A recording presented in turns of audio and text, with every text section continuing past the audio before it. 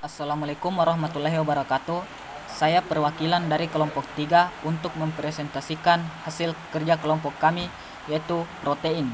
Untuk mengefisienkan waktu, saya persilahkan kepada saudara Fadil untuk menjelaskannya. Protein. Konsep dasar. Kata protein berasal dari kata Yunani proteus yang berarti pertama. Dalam kehidupan sehari-hari, protein terdapat dalam telur, kacang-kacangan, rambut, kulit, wol, darah, dan lain-lain. Molekul protein mengandung karbon, hidrogen, oksigen, dan nitrogen. Beberapa mengandung besi, mangan, tembaga, dan iodin. Molekul protein sangat besar. Massa molekul relatif berkisar 10.000 sampai beberapa juta sama. Jika protein dalam air dididihkan dalam suasana asam atau basa encer atau menggunakan katalis enzim tertentu dalam pencernaan, maka protein merupakan polimer dari asam amino. Asam amino adalah senyawa dengan molekul yang mengandung gugus fungsi amino min NH2 dan karboksil min COOH. Dari hasil hidrolis, protein dapat diperoleh 20 jenis asam amino. Selain itu, terdapat ratusan jenis asam amino hasil sintesis. Jika gugus amino terikat pada atom C pertama setelah gugus karbosil, maka disebut asam alfa amino. Astaga. Jika gugus amino terikat pada atom C kedua setelah gugus karbosil, maka disebut asam beta amino. Jika gugus amino terikat pada atom C ketiga setelah gugus karbosil, maka disebut asam gamma amino. Asam amino yang ada di dalam hanyalah alfa amino. Ke-20 jenis asam amino hasil hidrolis protein dibedakan atas perbedaan gugus alkil atau R-.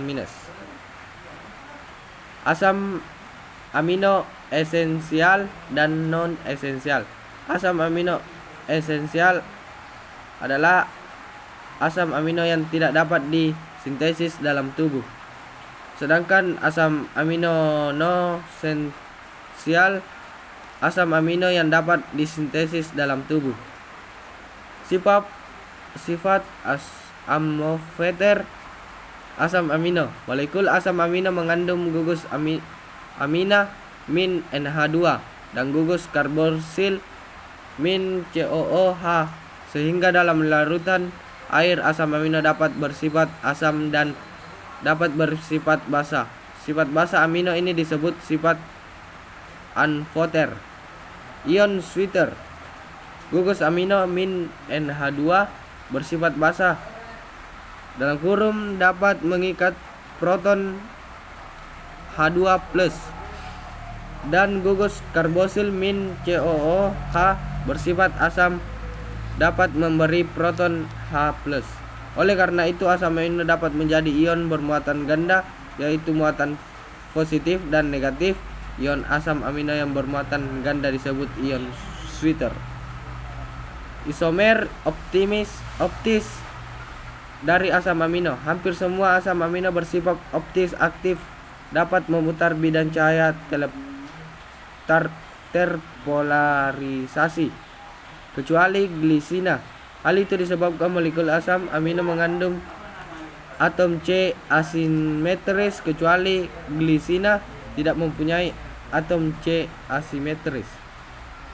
Struktur molekul protein. Molekul protein tersusun atas satuan-satuan asam amino yang berikatan melalui ikatan peptida yang terbentuk akibat penggabungan molekul asam amino monopeptida dengan mengeluarkan molekul air, polimerisasi, kondensasi. Struktur primer protein. Deretan asam amino dalam rantai protein disebut struktur primer. Struktur primer polypeptida terdapat pada oksitosin dan vasopresin. Oksitosin adalah hormon yang memicu kontraksi rahim dan sekresi air susu. Vasopresin berfungsi menaikkan tingkat tekanan darah dan mengatur fungsi jantung. Struktur sekunder protein. Struktur sekunder protein merupakan penataan rantai polipeptida dari molekul panjang protein. Rantai polipeptida dapat memilih dan melipat sehingga membentuk berbagai bentuk protein. Struktur sekunder ditentukan oleh ikatan hidrogen antara pasangan elektron bebas oksigen pada gugus karbonil suatu asam amino dengan atom H yang terikat pada nitrogen asam amino lain. Interaksi OH dapat terjadi dalam gulungan rantai polipeptida untuk membentuk struktur spiral yang disebut alpha helix. Jenis struktur sekunder ini membentuk sifat elastisitas protein dan ditemukan dalam protein serat seperti wol, rambut, dan tendon.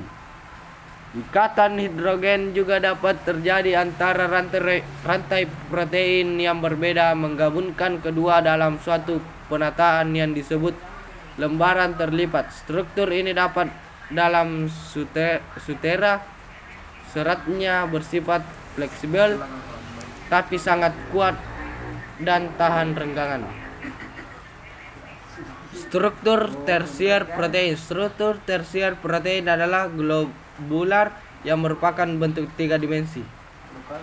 Penggolongan protein. Protein merupakan polimer alam dikelompokkan berdasarkan komposisi kimia, bentuk, dan fungsi biologis. Berdasarkan komposisi kimia, protein sederhana, protein yang tersusun atas satuan asam amino saja. Contoh valin, glisin, alanin, dan lain-lain. Protein terkonjugasi, protein yang tersusun atas sejumlah asam amino dan yang bukan asam amino. Contoh hemoprotein, giloprotein, metal protein, lipoprotein, fosprotein. Berdasarkan bentuk, protein serat. Protein berbentuk serat panjang yang tidak larut dalam air, terdapat dalam kulit, rambut, dan jaringan pengikat. Terbagi dua, kolagen, protein pokok jaringan pengikat dari tulang gigi dan tendon. Keratin, protein pokok dari kulit, kuku, sayap, dan rambut. Protein bujur telur. Protein berbentuk bujur telur atau bulat lonjong yang larut dalam air, bersifat dinamis dan mudah berdiskusi. Berdasarkan fungsi biologis, enzim, protein yang berfungsi sebagai biokatalisator. Contoh amilase, mengubah tepung menjadi gula. Tripsin, mengubah protein menjadi asam amino. Protein transport, protein yang berfungsi sebagai pengikat dan mengangkut. Contoh protein hemoglobin berfungsi mengikat oksigen dari paru-paru dan membawa ke jaringan perifer. Protein nutrien dan penyimpanan, protein yang berfungsi sebagai gudang makanan. Contoh protein dalam biji-bijian, beras, dan gandum. Protein struktur, protein yang berfungsi sebagai penyangga untuk memberikan kekuatan. Struktur biologis, protein dalam rambut, kuku, dan bulu ayam. Protein pengatur, protein yang berfungsi mengatur aktivitas fisiologis atau seluler. Protein dalam hormon. Protein kontraktil, protein yang berfungsi memberikan kemampuan suatu sel dan organisme untuk bergerak atau mengubah bentuk. Contoh protein pada miosin dan aktin yang berfungsi sebagai konsentrasi otot. Protein pertahanan, antibiotik, protein yang berfungsi untuk melindungi organisme dari serangan penyakit. Contoh immunoglobulin, fibrinogen, dan trombin. Ya, Baik, sekian dan terima kasih. Itulah hasil dari presentasi kami. Assalamualaikum warahmatullahi wabarakatuh.